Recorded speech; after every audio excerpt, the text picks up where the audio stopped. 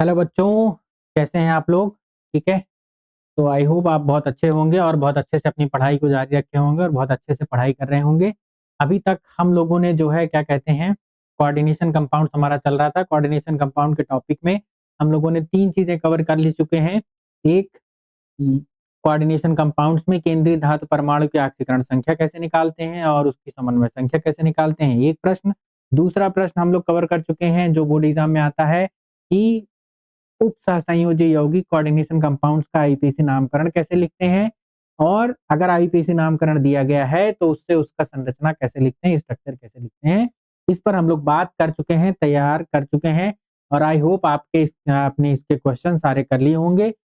चौथा जो हम लोग टॉपिक इस पर कवर कर चुके हैं वो है कोऑर्डिनेशन कंपाउंड्स उप सहसंयोजी यौगिकों में समावयवता यानी कि आइसोमेरिज्म। आइसोमेरिज्म भी हम लोग पढ़ चुके हैं, समझ चुके हैं। अब अगला जो टॉपिक है जो हम लोग पढ़ने चल रहे हैं कोऑर्डिनेशन कंपाउंड्स में, वो हम पढ़ने चल रहे हैं क्या, संयोजकता आबंध सिद्धांत उप संयोजी यौगिक में जो कैसे सेंट्रल मेटल एटम और लिगेंड्स के बीच बॉन्ड बनता है, इसकी जो व्याख्या, इसका जो एक्सप्लेनेशन है, उसके लिए 2 सिद्धांत हमको पढ़ने हैं और इसके बाद ये चैप्टर हमारा समाप्त हो जाएगा। एक है हमारा संयोजकता आबंध सिद्धांत और एक हमारा क्रिस्टल क्षेत्र सिद्धांत। तो पहले सिद्धांत की हम लोग बात करने चल रहे हैं जिसको हम कहते हैं संयोजकता आबंध सिद्धांत, वैलेंस बॉन्ड थ्योरी, वीबीटी। संयोजकता आबंध सिद्धांत, valence bond theory, valence bond theory, short में वीबीटी। ठीक है भाई। संयोजकता आबंध सिद्धांत, वैलेंस बॉन्ड थ्योरी, वीबीटी के बारे में हम लोगों को पढ़ना है। देखिए, संयोजकता आबंध सिद्धांत ये कहता है कि लिगेंड और केंद्रीय धातु परमाणु के बीच जो बंध है वो अतिव्यापन से बनता है। कुछ पॉइंट्स पहले लिखेंगे। पहली बात क्या कह रहा है कि लिगेंड एवं केंद्रीय धातु परमाणु के बीच बंध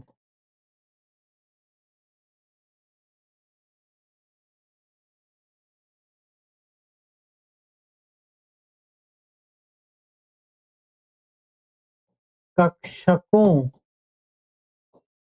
बंध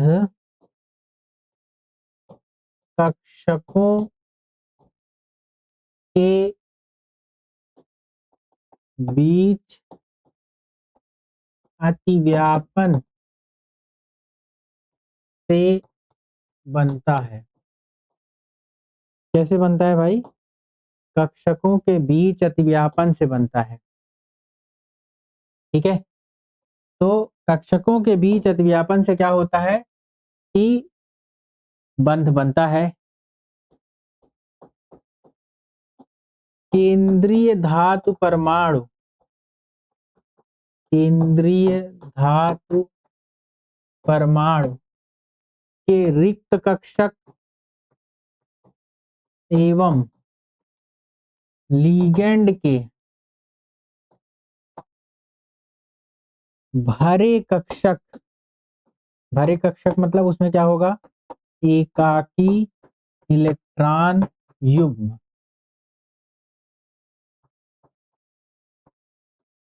के बीच अतिव्यापन होता है। ठीक है भाई। पहली बात क्या, लिगेंड एवं केंद्रीय धातु परमाणु के बीच बंध कक्षकों के अतिव्यापन से बनता है। कैसे बनता है बॉन्ड भाई? कक्षकों के बीच अतिव्यापन से बनता है। केंद्रीय धातु परमाणु के रिक्त कक्षक और लिगेंड के भरे कक्षक, मतलब एकाकी इलेक्ट्रॉन युग्म उसमें होगा, उसके बीच अतिव्यापन से क्या होता है, बंध बनता है। बोलिए भाई, यहां तक समझ में आया?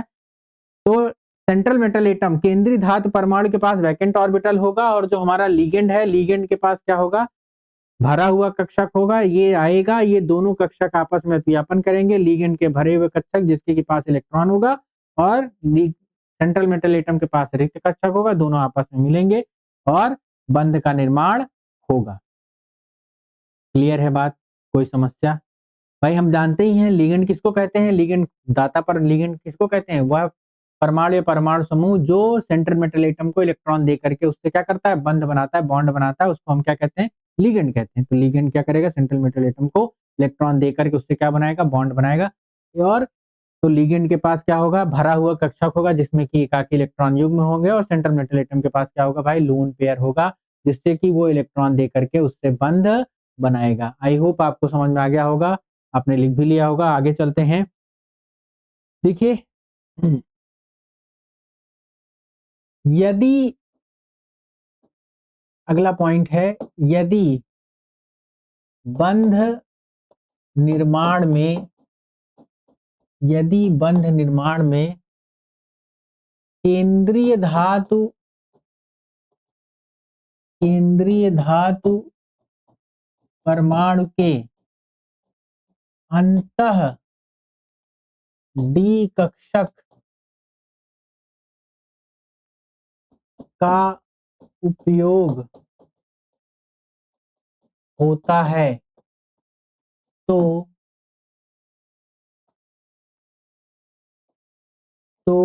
इस प्रकार के संकुल को, कॉम्प्लेक्स को अंतः कक्षीय संकुल, अंतः कक्षीय संकुल इनर ऑर्बिटल कॉम्प्लेक्स कहते हैं।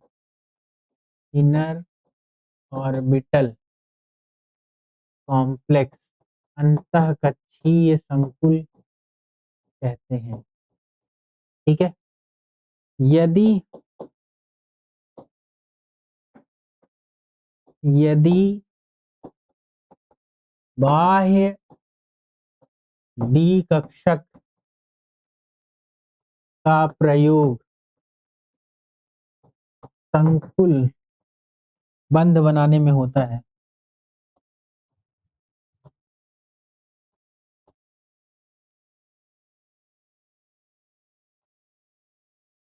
यदि बाह्य डी कक्षक का प्रयोग बंध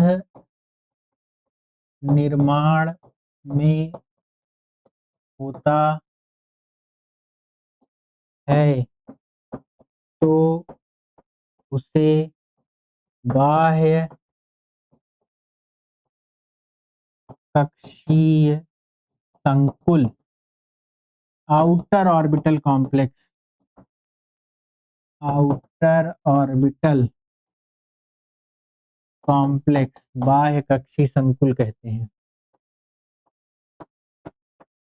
ठीक है भाई, उसे क्या कहते हैं, बाह्य कक्षीय संकुल कहते हैं, आउटर ऑर्बिटल कॉम्प्लेक्स कहते हैं। अगर अंदर वाला डी कक्षक इस्तेमाल होता है तो इनर ऑर्बिटल कॉम्प्लेक्स, और अगर बाहर वाला डी कक्षक इस्तेमाल हो रहा है तो उसे कहेंगे बाह्य कक्षीय संकुल। ठीक है। आगे तो उसको क्या कहेंगे, बाह्य कक्षीय संकुल और अंतः कक्षीय संकुल। यदि कॉम्प्लेक्स में डी कक्षक में अयुग्मित अयुग्मित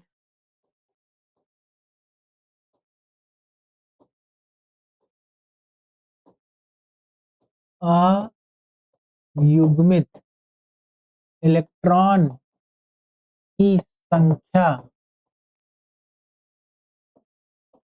शून्य हो तो कॉम्प्लेक्स को, यौगिक को प्रतिचुंबकीय कहते हैं।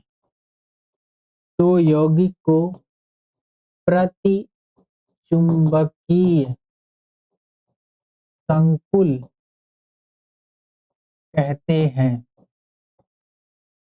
पैरा डायामैग्नेटिक कॉम्प्लेक्स बोलेंगे, प्रतिचुंबकीय संकुल कहते हैं। ठीक। और यदि यदि कॉम्प्लेक्स में डी कक्षक में अयुग्मित इलेक्ट्रॉन हो तो उसे अनुचुंबकीय पैरामैग्नेटिक अनुचुंबकीय संकुल कहते हैं। ठीक है, अगर अनपेयर्ड इलेक्ट्रॉन होगा तो अनुचुंबकी कहेंगे, और अगर अनपेयर्ड इलेक्ट्रॉन नहीं होगा तो कहेंगे प्रतिचुंबकी। ठीक है, अगला पॉइंट,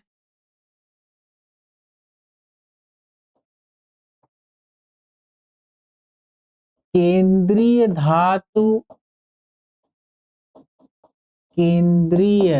धातु परमाणु के डी एस तथा पी कक्षक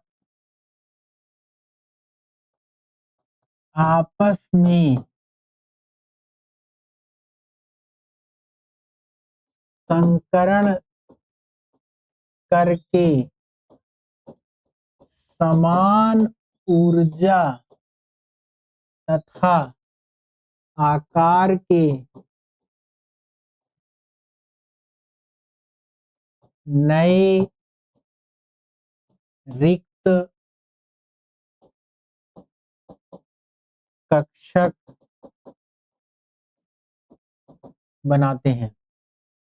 ठीक है, संकरण करके क्या करते हैं भाई, समान ऊर्जा तथा आकार के नए रिक्त कक्षक बनाते हैं। केंद्रीय धातु परमाणु के डी एस तथा पी कक्षक संकरण करके समान ऊर्जा तथा आकार के नए रिक्त कक्षक बनाते हैं। ये रिक्त कक्षक, ये संकरित कक्षक त्रिविम क्षेत्र में, ये संकरित कक्षक त्रिविम क्षेत्र में एक विशेष प्रकार की ज्यामिति संरचना में व्यवस्थित होते हैं, जिससे कि कॉम्प्लेक्स का स्थायित्व अधिक हो, जिससे कि कॉम्प्लेक्स का स्थायित्व अधिक हो। इस विशेष ज्यामिति को उपसहसंयोजी यौगिक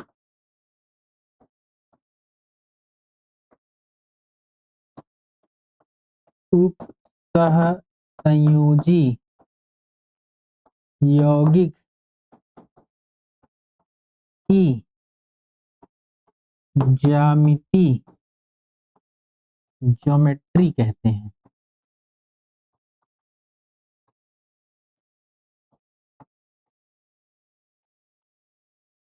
ठीक है भाई, इतने पॉइंट्स मैंने आपको लिखाए और समझाए। क्या क्या मैंने आपको कहा, समराइज करते हैं। देखिए क्या कहा, जो कोऑर्डिनेशन कंपाउंड्स है उसमें लीगेंड और सेंट्रल मेटल एटम के बीच बॉन्ड कैसे बनता है, परमाणु कक्षकों के अतिव्यापन से, ओवरलैपिंग से।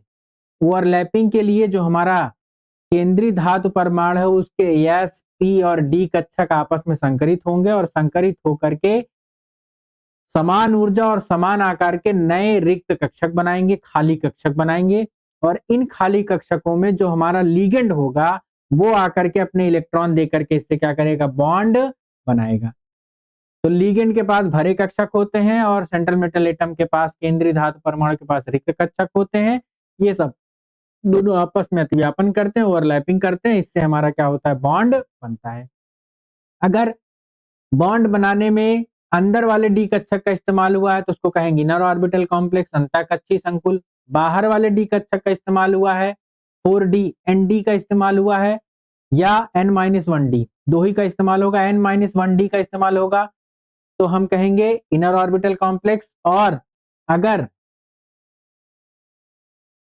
अगर क्या कहते हैं बाहर वाले रिक्त कक्षक का इस्तेमाल होता है, बाह्य डी कक्षक मतलब एन डी कक्षक का इस्तेमाल होगा, तो उसे कहेंगे बाह्य कक्षीय संकुल आउटर ऑर्बिटल कॉम्प्लेक्स।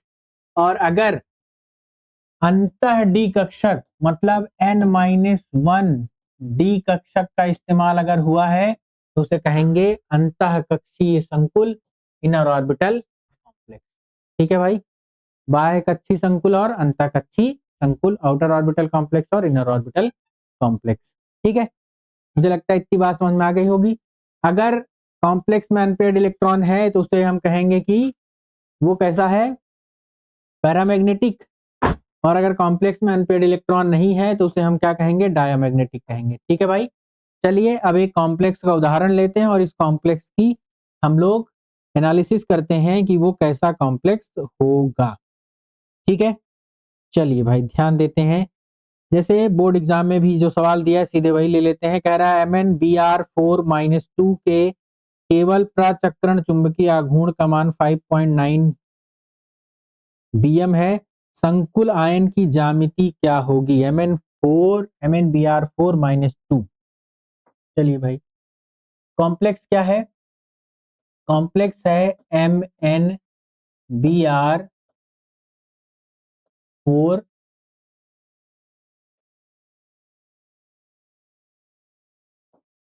देखिए यहाँ पर कॉम्प्लेक्स है MnBr4 और -2। देखते हैं, मैग्नीज है बेटा, तो मैग्नीज के अंतिम कक्षा का इलेक्ट्रॉनिक विन्यास क्या होता है, याद करिए। अंतिम कक्षा का इलेक्ट्रॉनिक विन्यास आप कहते हैं सर 3d5 4s2 होता है। कितना होता है, 3d5 4s2, यही होता है।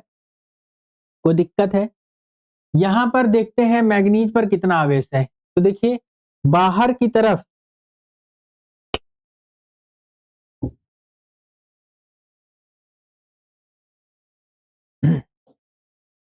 बाहर की तरफ जो है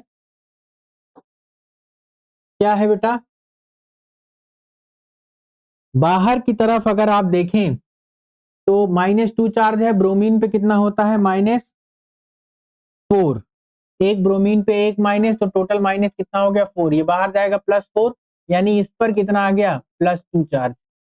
तो मैग्नीज पर कितना चार्ज आ गया, +2। तो ये कंडीशन है किसका बेटा, ये सिचुएशन है 3d5 4s2 का Mn न्यूट्रल कंडीशन में। और जब इससे 2 इलेक्ट्रॉन निकल जाएंगे तब इसका इलेक्ट्रॉनिक कन्फिगुरेशन हो जाएगा 3d5 और 4s0। अब ये कंडीशन किसका हो गया बेटा,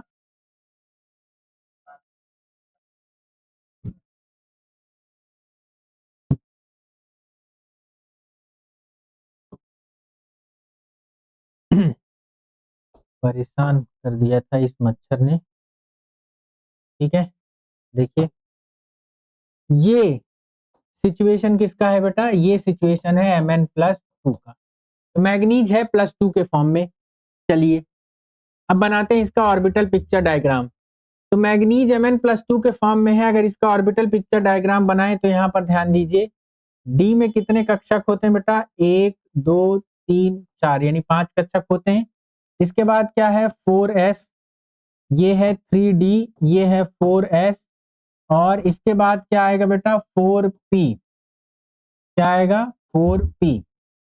डी में कितने इलेक्ट्रॉन है बेटा, 1 2 3 4 और 5। कितने इलेक्ट्रॉन है भाई, 5 इलेक्ट्रॉन है। हमको कितने लिगेंड जोड़े दिख रहे हैं बेटा, 4। 4 लिगेंड हमको यहाँ पर जुड़े दिख रहे हैं। तो हमको 4 खाली कक्षक चाहिए। खाली कक्षक कैसे मिलेंगे, तो आपको ने कहा कि जो सेंट्रल मेटल एटम केंद्रीय धातु परमाणु के कक्षक हैं उनमें आपस में क्या होगा भाई, संकरण। क्या होगा, आपस में संकरण। तो संकरण होगा। संकरण के पश्चात क्या होगा, संकरण के पश्चात क्या होगा कि 3d के कक्षक तो ऐसे ही रहे, 4 लिगेंड जोड़ने हैं तो 4 नए कक्षक बनेंगे, जिसमें से s का 1 और p के 3 ये आपस में मिल जाएंगे और 4 नए कक्षक हो जाएंगे। जो कि एक S है और 3 P, तो ये है sp3 संकरित कक्षक। और आपको मालूम है कि संकरण अगर sp3 हो गया तो sp3 संकरण की ज्यामिति जो है वो आपको मालूम है क्या होती है बेटा, चतुष्फलकीय। क्या होती है? चतुष्फलकीय, टेट्राहेड्रल। क्या होती है ज्यामिति बेटा? चतुष्फलकीय, टेट्राहेड्रल। ठीक, 4 रिक्त कक्षक है। अब 4 Br माइनस आयन आएगा और ये जो 4 Br माइनस आयन है, ये जो 4 Br माइनस आयन है, ये अपना इलेक्ट्रॉन दे करके क्या करेंगे भाई, इसके साथ में बॉन्ड बनाएंगे। 4 Br माइनस जो है इसके साथ में बॉन्ड बनाएंगे। अब इस कॉम्प्लेक्स को देख करके आपको क्या क्या बातें पता चल रही हैं, चलिए लिखते हैं भाई। यहां पर अयुग्मित इलेक्ट्रॉन की संख्या पहले देखते हैं। अयुग्मित इलेक्ट्रॉन की संख्या कितनी है बेटा? 5। अयुग्मित इलेक्ट्रॉन अगर है तो ये कैसा कॉम्प्लेक्स होगा, आपको लिखवाया गया है। कैसा होगा? अनुचुंबकीय। कैसा होगा बेटा? अनुचुंबकीय होगा, पैरामैग्नेटिक। पैरामैग्नेटिक, ये आपको पता चल गया। दूसरा, ठीक है, कैसा है? इसमें 5 अनपेयर इलेक्ट्रॉन है तो ये कैसा हो गया? पैरामैग्नेटिक हो गया। डी में आपको 5 अनपेयर इलेक्ट्रॉन दिख रहे हैं। संकरण क्या है इस कॉम्प्लेक्स का? तो इस कॉम्प्लेक्स का संकरण जो है वो क्या है बेटा? sp3। इस कॉम्प्लेक्स की ज्यामिति क्या है? इस कॉम्प्लेक्स की ज्यामिति जो है वो आप कह रहे हैं कि सर चतुष्फलकी है, क्योंकि इसका संकरण ये है, टेट्राहेड्रल है। टीडी इसकी ज्यामिति होगा। ठीक, बंध कोण अगर बात की जाए तो आप कहेंगे कि सर बंध कोण जो है वो 109.5 डिग्री होगा। ठीक है, आई बात समझ में? चतुष्फल की ज्यामिति होगी, बंध कोण 5 होगा, अयुग्मित इलेक्ट्रॉन की संख्या कितनी है? 5। कैसा कॉम्प्लेक्स होगा ये? अनुचंबकी। और अयुग्मित इलेक्ट्रॉन होते हैं तो ऐसे तो हम कहते हैं उच्च प्रचक्रण संकुल। जिस भी कॉम्प्लेक्स में अयुग्मित इलेक्ट्रॉन होते हैं, क्या होते हैं बेटा? अयुग्मित इलेक्ट्रॉन होते हैं तो उसे कहते हैं उच्च प्रचक्रण संकुल, हाई स्पिन कॉम्प्लेक्स बोलते हैं उसको। उच्च प्राचक्रण संकुल बोलते हैं, हाई स्पिन कॉम्प्लेक्स बोलते हैं। बोले बात समझ में आ रही कि नहीं आ रही? देखिए इसको, Br माइनस को कंप्लीट, Mn4 Br माइनस 2 को, स्ट्रक्चर को कंप्लीटली देखिए।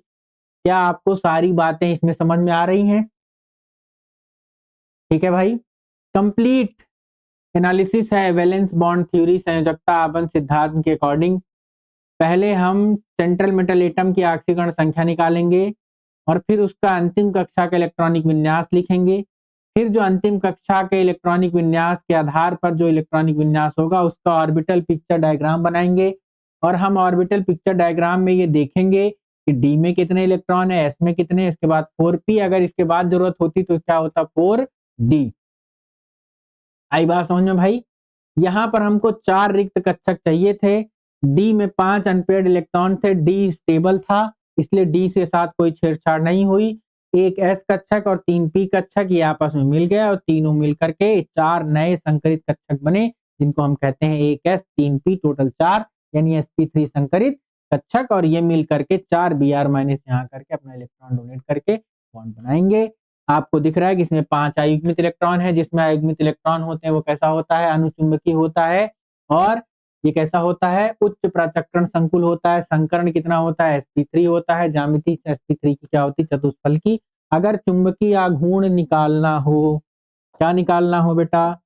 चुंबकीय आघूर्ण निकालना हो, चुंबकीय आघूर्ण अगर निकालना हो हमें यहीं पर, तो मैग्नेटिक मोमेंटम, चुंबकीय आघूर्ण का फॉर्मूला होता है under root n into N plus two, ये फॉर्मूला होता है under root N into N plus two, जहां एन क्या है, अयुग्मित इलेक्ट्रॉन की संख्या। एन क्या है भाई, अयुग्मित इलेक्ट्रॉन की संख्या है। इस फॉर्मूले से हम इस कॉम्प्लेक्स का क्या निकाल सकते हैं, चुंबकीय आघूर्ण मैग्नेटिक मोमेंटम निकाल सकते हैं, जिसका मात्रा क्या होता है, बीएम, बोर मैग्नेटॉन। इसका मात्रक क्या होता है बेटा, इसका मात्रक होता है बीएम, बोर मैग्नेटॉन। इसका क्या होता है, मात्रक होता है बीएम। क्लियर है भाई, देख लीजिए, समझ में आ गया।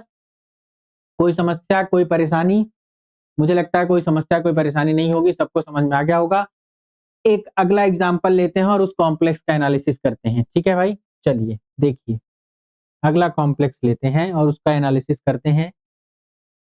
अगला कॉम्प्लेक्स जो हम ले रहे हैं वो हम ले रहे हैं क्या बेटा, हम ले रहे हैं NiCO whole 4, tetra carbonyl nickel 2।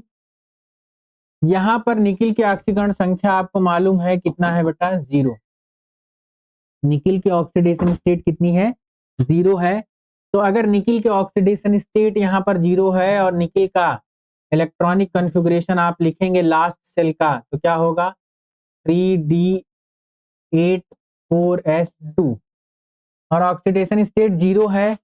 अब इसका ऑर्बिटल पिक्चर डायग्राम बना लीजिए। तो ऑर्बिटल पिक्चर डायग्राम बनाएंगे, 1 2 3 4। डी में कितने इलेक्ट्रॉन है भाई, 8, 5 6 7 और 8।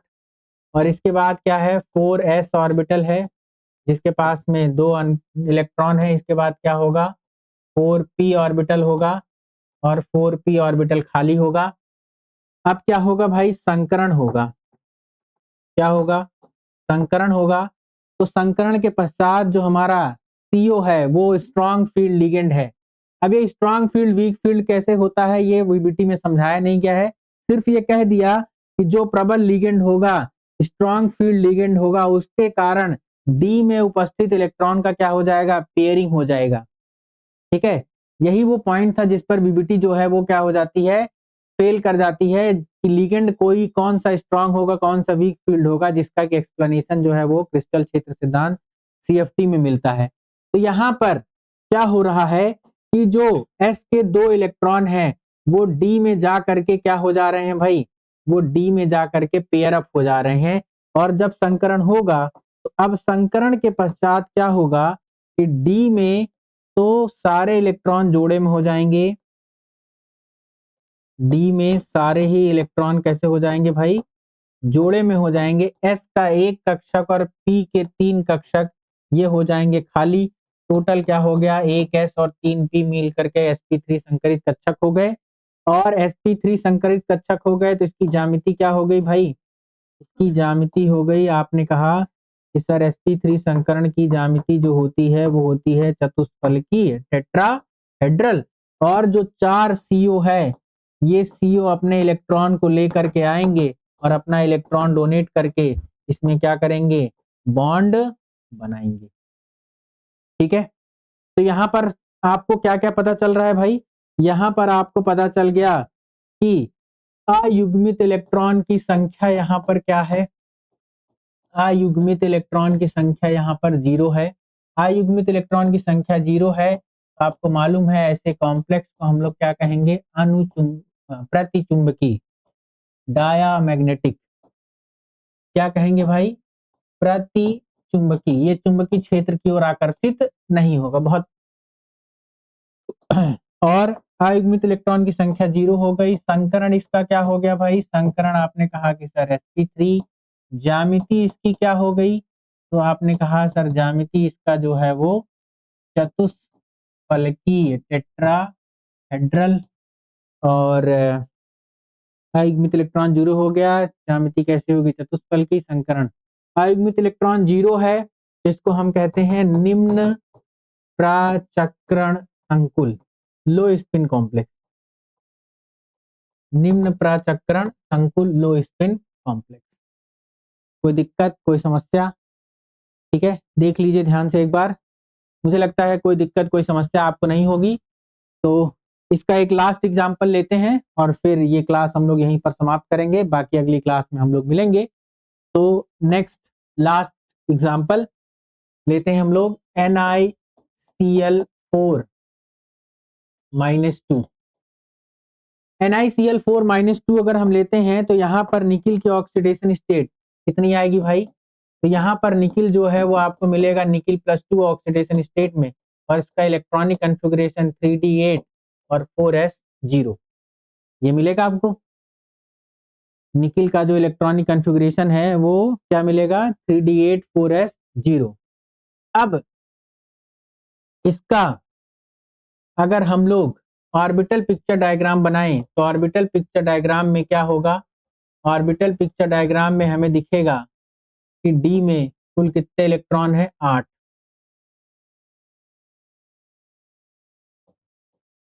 और 4s इसका खाली है, और इसके बाद में क्या होगा? 4p जिसमें कि 3 इलेक्ट्रॉन 3 ऑर्बिटल हैं। ठीक है, ये सिचुएशन है इसका। इस सिचुएशन में देखा जाए तो अब क्या होगा भाई? संकरण होगा, हाइब्रिडाइजेशन होगा। Cl जो है ये वीक फील्ड लिगेंड है, तो ये क्या करेगा? जो इलेक्ट्रॉन से इसकी पेयरिंग नहीं करा सकता है, तो इसके जो इलेक्ट्रॉन्स हैं डी के वो वैसे के वैसे ही रहेंगे, उनका पेयरिंग जो है वो नहीं होगा। 2 अनपेयर्ड इलेक्ट्रॉन रहेंगे, एक s और 3 p, ये आपस में मिल जाएंगे और बन जाएगा क्या? sp3 संकरित कक्षक। और sp3 संकरित कक्षक की ज्यामिति जो है वो आपको मालूम है क्या हो जाती है भाई? चतुष्फलकी। और यहाँ पे जो Cl माइनस है, 4 जो Cl माइनस हैं, ये 4 Cl माइनस इस खाली रिक्त कक्षक में आकर के जो है अपना इलेक्ट्रॉन डोनेट करके क्या करेंगे? बॉन्ड बनाएंगे। यहाँ से आपको इस कॉम्प्लेक्स को देख करके भाई क्या क्या पता चल रहा है? इस कॉम्प्लेक्स को आपको देख करके पता चल रहा है कि अयुग्मित इलेक्ट्रॉन की जो संख्या है वो कितनी है? 2। और अगर अयुग्मित इलेक्ट्रॉन आता है तो ऐसे कॉम्प्लेक्स को हम लोग कहते हैं क्या? अनुचुंबकीय, पैरामैग्नेटिक। और इसका संकरण क्या है भाई? तो आप कह रहे हैं कि सर इसका संकरण जो है वो क्या है? sp3 है। और इसकी ज्यामिति क्या है? तो आपने कहा कि जो संकरण sp3 है तो ज्यामिति जो है वो चतुष्फलकी होगी, टेट्राहेड्रल होगी। अयुग्मित इलेक्ट्रॉन है तो आप इसको कहेंगे कि ये उच्च प्रचक्रण संकुल है, हाई स्पिन कॉम्प्लेक्स है। ठीक है भाई, आ गया समझ में? ठीक, तो मुझे लगता है कि अब आप संयोजकता आबंध सिद्धांत के आधार पर किसी भी कॉम्प्लेक्स का एनालिसिस करने के लिए कहा जाए, किसी भी कॉम्प्लेक्स को समझने के लिए कहा जाए, तो किसी भी कॉम्प्लेक्स का एनालिसिस आप कर सकते हैं, समझ सकते हैं, देख सकते हैं और अच्छे से निर्धारित कर सकते हैं। तो ठीक है भाई, मुझे लगता है कि आपको समझ में आ गया होगा संयोजकता आबंध सिद्धांत। इससे रिलेटेड एक आध सवाल हम लोग और भी अगली क्लास में कर लेंगे, और फिर हम लोग अगली क्लास में मिलेंगे। तब तक के लिए चलिए मिलते हैं अगली क्लास में। Thank you. और इस सेशंस को ज़्यादा से ज़्यादा लोगों तक शेयर करिए, जिससे कि सभी बच्चों को केमिस्ट्री में जो यूपी बोर्ड में दिक्कत आ रही है वो ना आए। ठीक, थैंक यू, मिलते हैं अगली क्लास में।